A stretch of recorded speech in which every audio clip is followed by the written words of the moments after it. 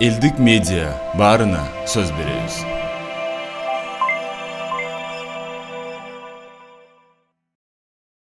Мақсат Байке, мен өтө нааразымын. Мен ошол Желалиев Мақсат Байкенин жанында жүрдүм.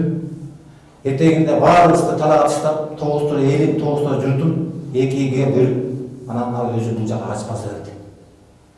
Мақсат Байке, мен сизди эгерде угуп турсаңыз, көрүп турсаңыз, мен сизде адамдык сапат, адамдык касиет бар экен деп жүргөм. Көрсө сизде адамдык сапат, адамдык касиет жок экен сизде. Сиз эптеп эле Кытайда барып алып, заводун курдуруп алып, акчасын жеп жутайын деген нерсе менен бардыңыз. Мен сизге эмне айтмак, мен сизге только налат айтам, Мақсат Байке. Мына мен ошол жерде 7 ай жүрдүм, 7 ай менден сураган жоксуз Байке. Бирөө сураган жоксуз. Алдыңа кетейин менин не болуп атасың, кандай болуп атасың деп бирөө сурап койгон жоксуз, Мақсат Байке. Мен сизге өтө нааразымын. Көрсө сиз ошондой адам экенсиз Байке.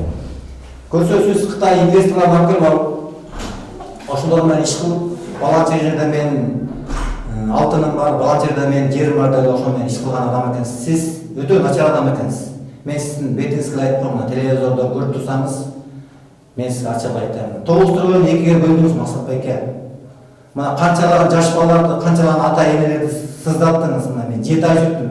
Мына эң чекти мына жакында эле 1 ай мурун 4 баланы соттум, мына акыркы бүттү. Улам сымага келип аттыңыз, урмат алдына кетейин, урмат. Тигиге показания кылып, буга показания. Мен эл душманы эмесмин. Эч убакта мен элимди жүрдүм, мен соттотпойм, Мақсат Байке. Элдик медиа баарына сөз беребиз.